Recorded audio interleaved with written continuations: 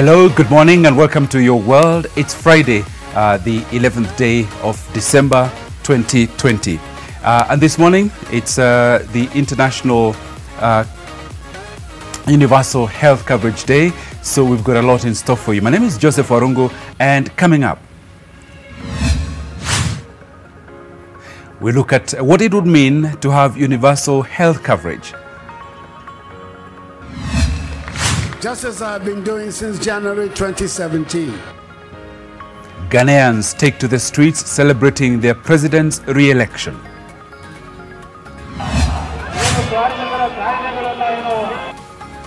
Indian farmers protest violently over new laws that would see them go hungry.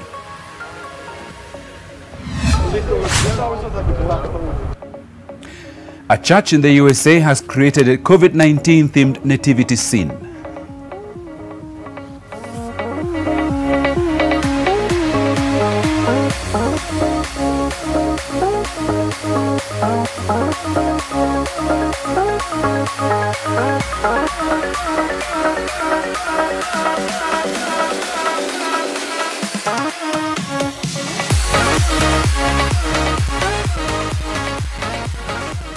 Okay, and as always, just before we begin, let's have a look at the COVID-19 situation around the world.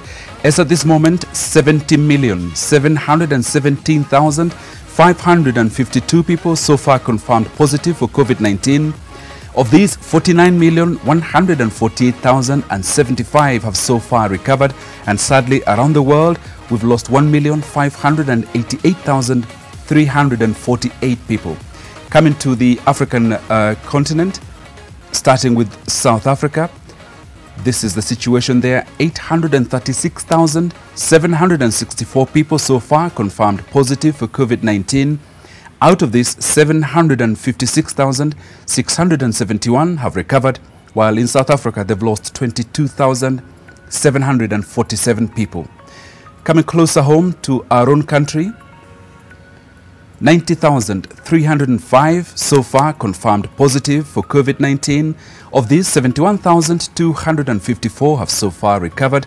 And sadly, here in Kenya, we've lost 1,568 people. Across some of our neighboring countries to Uganda, this is the situation there. 25,730 people so far confirmed positive. Out of this, 9,605 have so far recovered.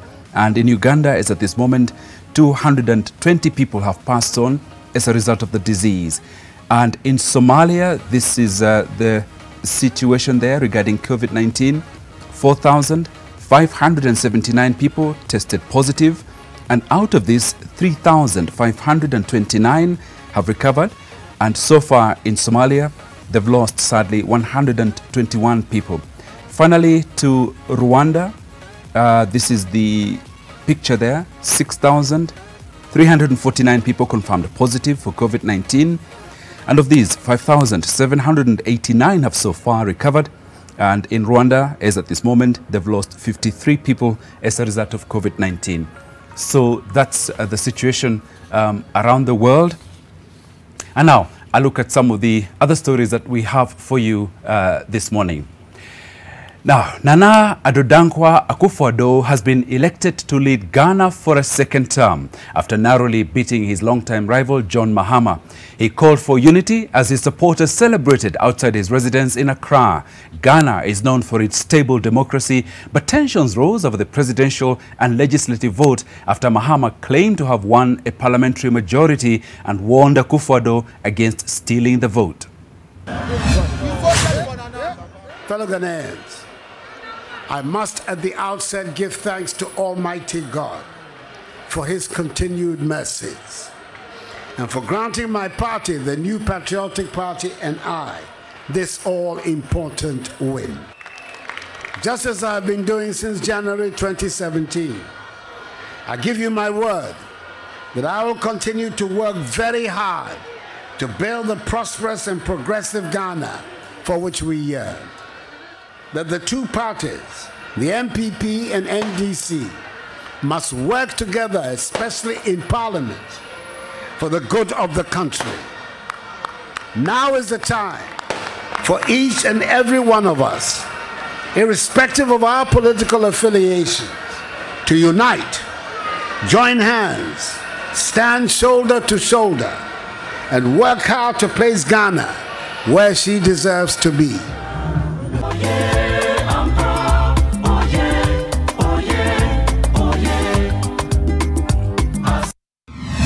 They're staying in Ghana. Supporters of the new Patriotic Party NPP celebrate as President Nana Akufo-Addo wins the second term in office, as we've reported there. 4 more to do more, 4 more to do more, a group of supporters chanted. The opposition party, you have retired them, the champion president, the number one. The NDC people, they are all liars. We don't love the woman again. We want peace in Ghana. We want Nana Akufo-Addo, NPP party. Okay, so that's the colorful situation in Ghana there. Now, cash van drivers are preparing for a busy festive season ahead in South Africa, with one driver saying that the situation is risky. Shops attract more clients during this time, meaning there is more cash to handle and transport. The driver adds that in this line of work, you don't know if you're going home tonight. There is no guarantee. You don't know if you're going home tonight. There's no guarantee. Opportunities are scarce. Jobs, there are no jobs. And I think we're fortunate enough, to be having these types of jobs. The salary is good, we get paid overtime, we get danger pay, but it's risky. How can I say? We are couriering something around that everybody wants. Literally. Way back in the day, there were the people from the cigarettes, they also had these issues. Now people don't even care about them anymore. Because a lot of the robbers now, they just want to bomb cash vans. You're so used to you being busy and occupied all the time. Like any other job, it would be very boring.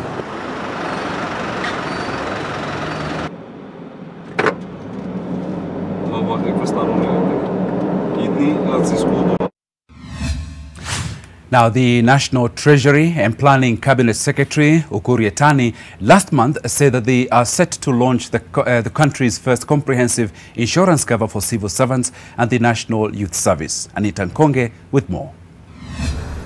It is no longer a question of if you know somebody who knows somebody who has COVID-19, but now a question of what medical cover there is in the event that someone gets the disease, which has become more prevalent. The COVID-19 pandemic has, if anything, highlighted many loopholes that were once not noticed.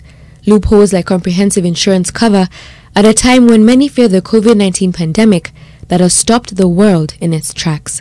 Medical insurance to cover the pandemic-related treatment is not guaranteed for the citizen at the moment, but soon civil servants, along with medical workers and members of the National Youth Service, can expect some cover.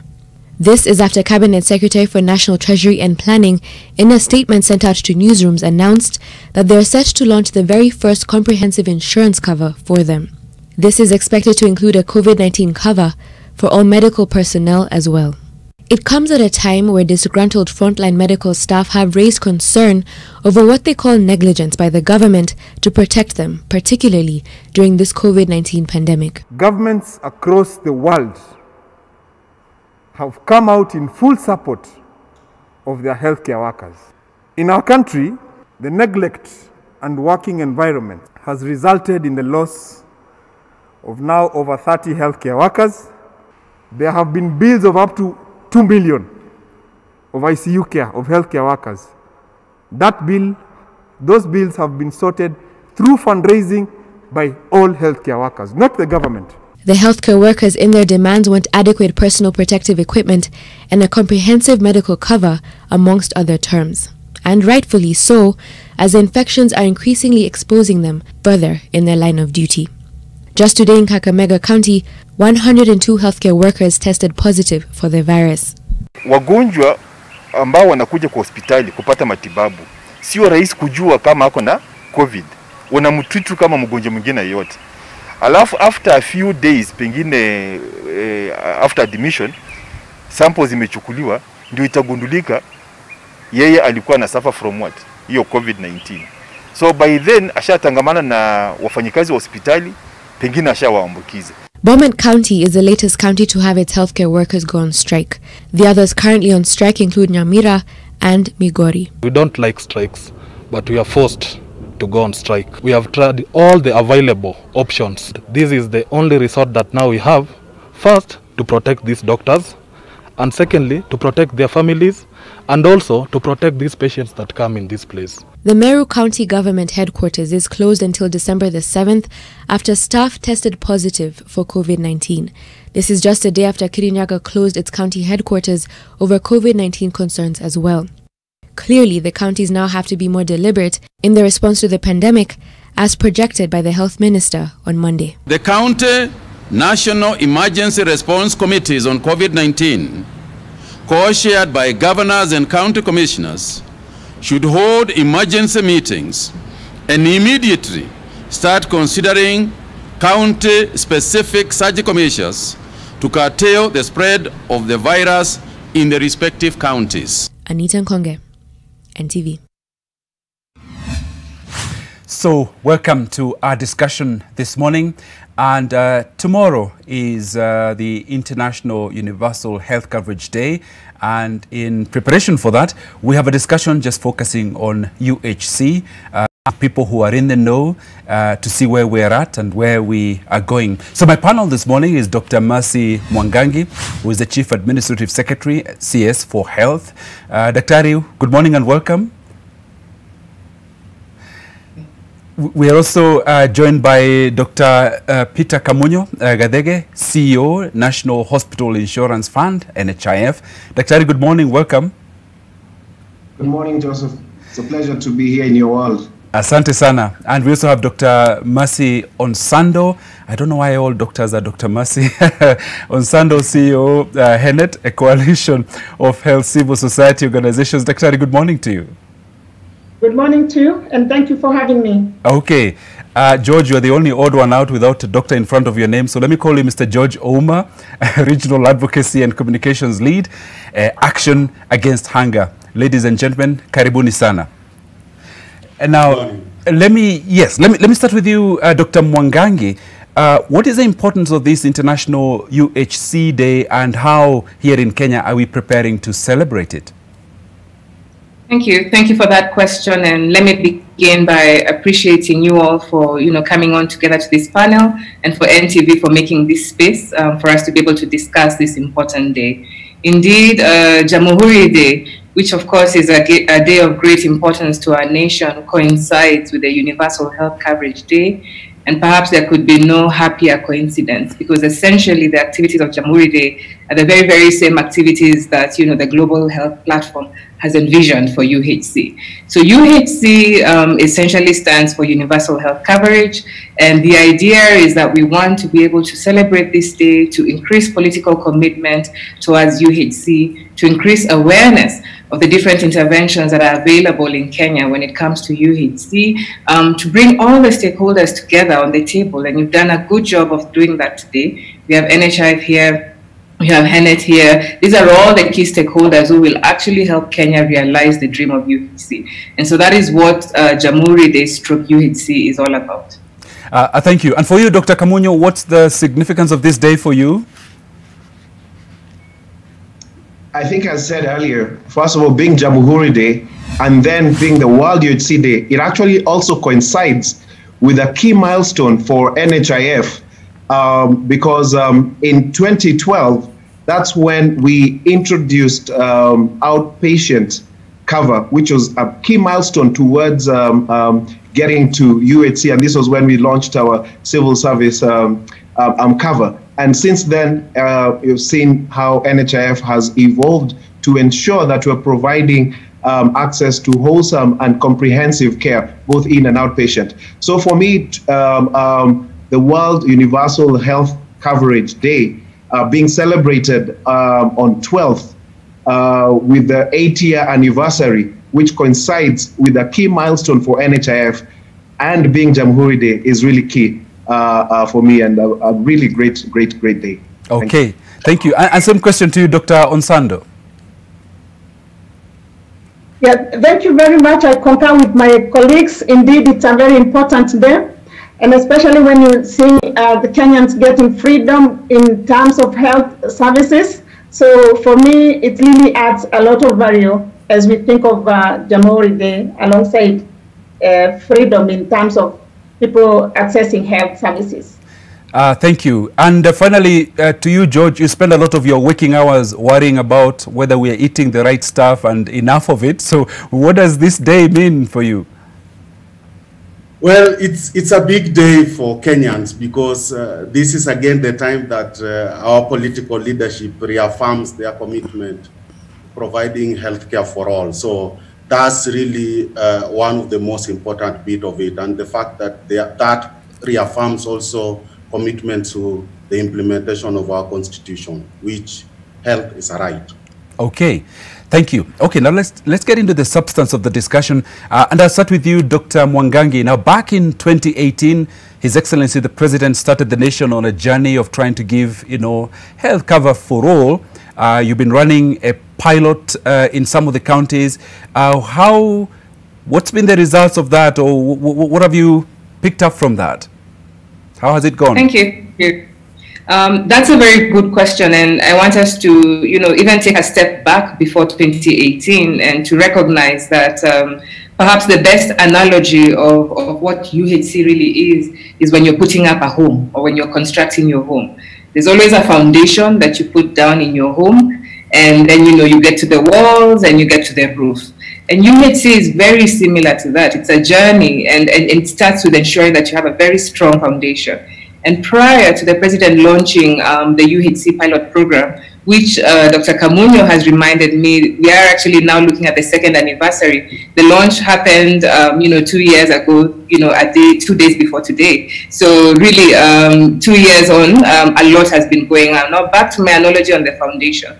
Prior to the UHC pilot exercise, a lot of interventions had been put in place by government when it comes to ensuring that we have care for all. One of the most fundamental interventions which we cannot leave out of the UHC story is the Linda Mama program.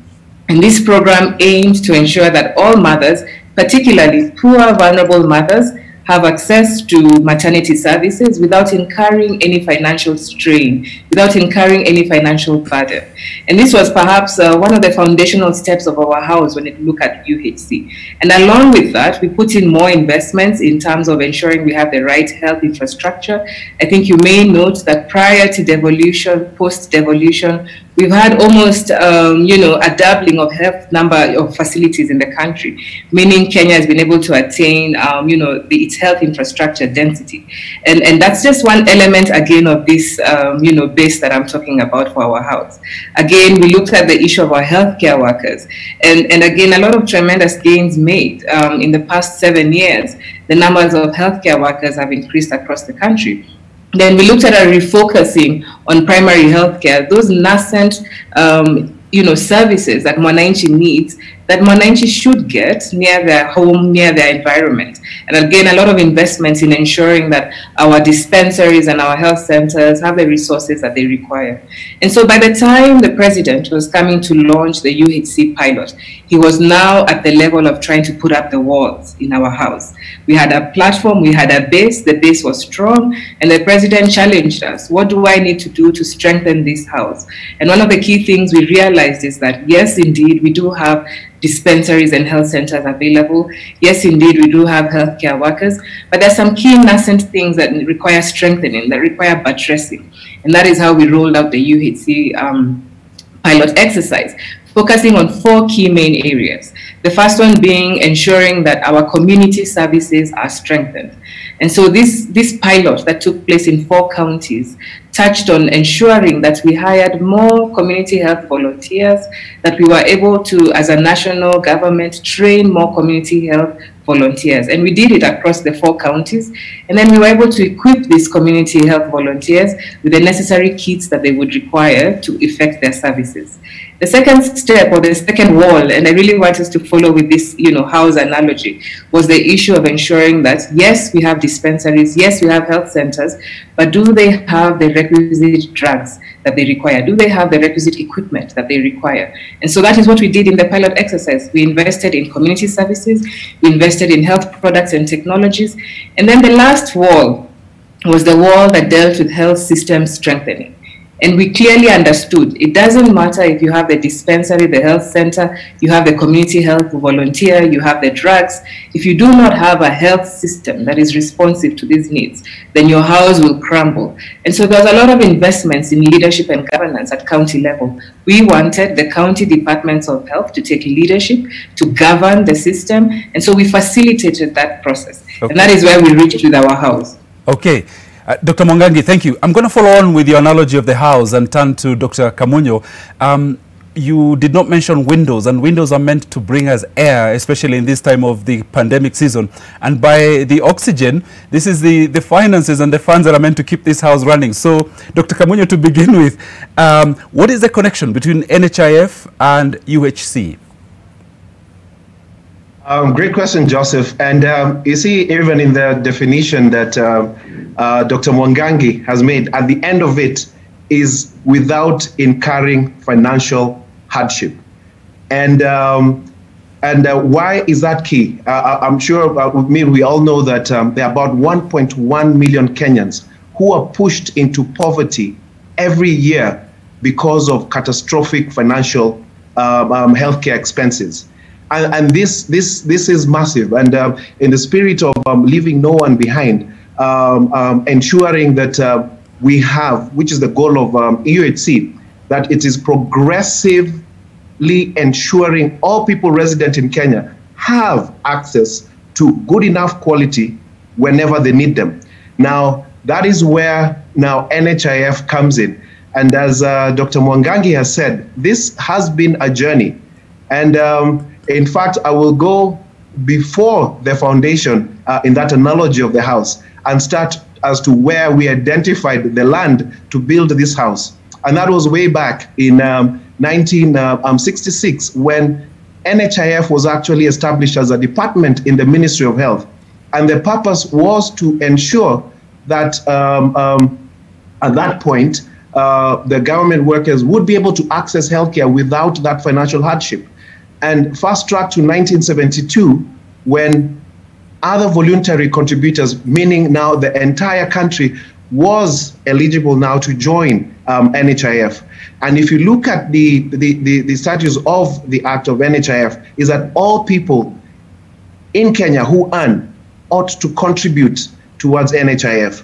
And to be able to deliver good enough quality or to provide that access, NHIF has progressively been developing products that are responsive to the needs of the people. Now, that is where the windows now are coming in. But let's add some paint in terms of the covering, in terms of the coverage, to ensure that the emerging needs of the people of Kenya are continuously being covered. Okay. And ensure the people who need the care the most.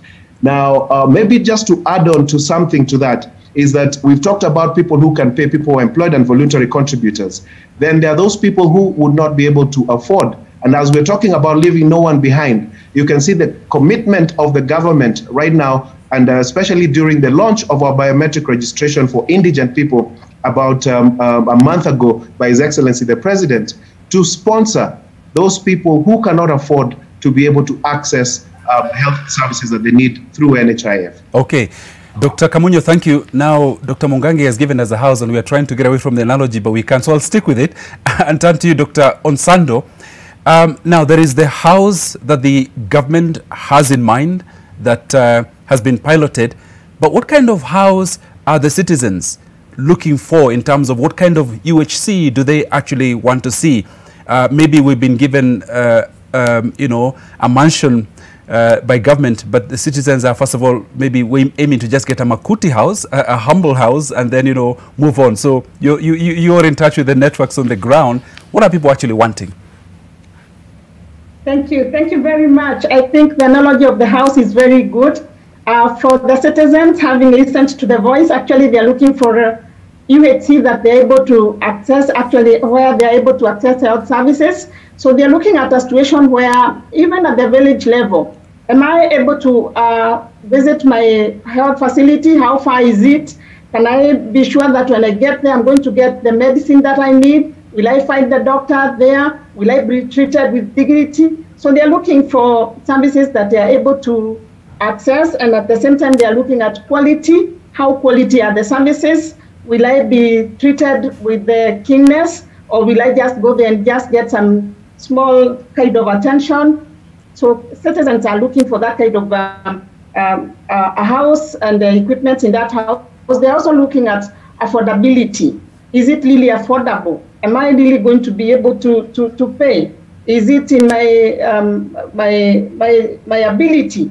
And I know for sure that NHIF comes in, and for us looking at it, we know for sure there are new progresses, and we are very happy. But for certain, it's true that we need to look at a number of things. If for sure 1.1 million are pushed into poverty, in fact, even in the absence of diseases, we still have people entering into poverty because of loss of jobs and so on and so forth. So the NHIF, as it is then, as one of the things in this particular house, needs again to be looked at progressively. The Kenyans are looking at UHC that is equitable and right-based, that everyone is able to benefit from UHC and nobody is left behind. They are looking at a situation where they are able to participate, meaning in free, even in terms of giving input into the policies, into the implementation, and they are looking at accountability, that the promises that we've been given are taken care of. Thank you. Dr. Nsando, thank you. And let me turn to you, Mr. George Ouma. Action Against Hunger. What's your interest in UHC? Why do you support this?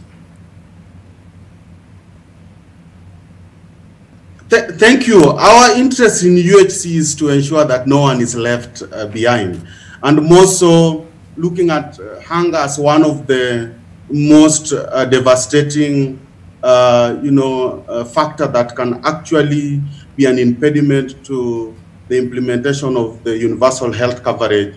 We see addressing hunger as one of the most critical part of UHC, and therefore getting nutrition into the UHC. And I like the analogy of the house, and what I was asking myself when Dr. Mwangangi was talking about the house is, within that household, can we be able to feed our families?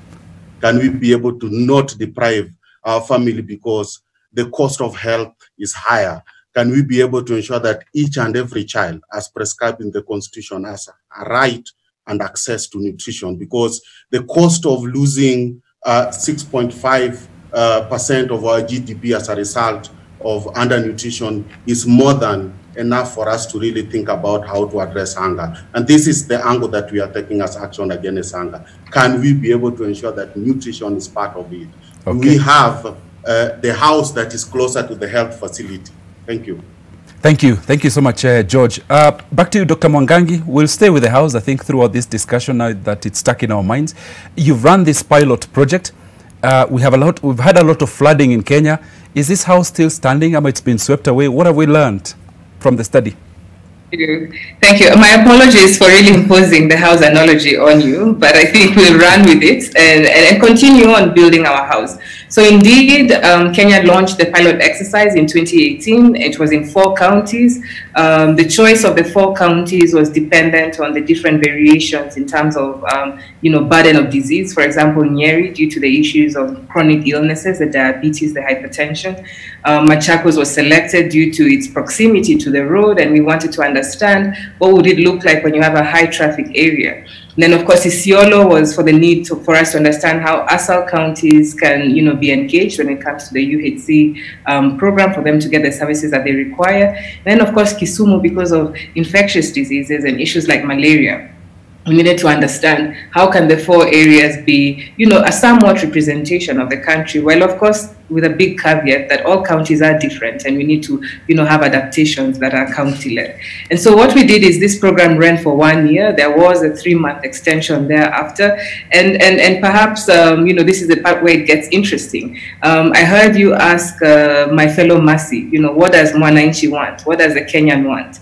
And what I can tell you in terms of our assessments, our pilot assessments, our performance assessments of the pilot exercise, the Mwananchi in all the 4 counties were exceptionally happy with the program. I can share with you stories where in counties like Nyeri County, we had people going in for surgeries that they had delayed for years, primarily because they were now able to access these services. I do remember meeting an old man who was due for what is known as a prostatectomy, an operation that then would help him be able to urinate properly and, to have, good access and flows in terms of his urinary function.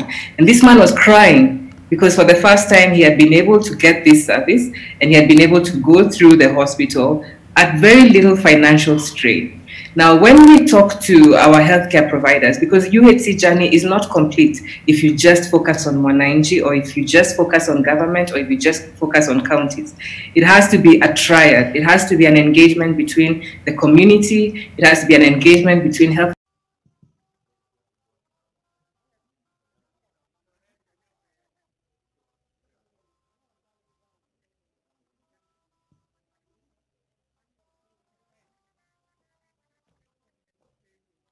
Ladies and gentlemen, the Chancellor's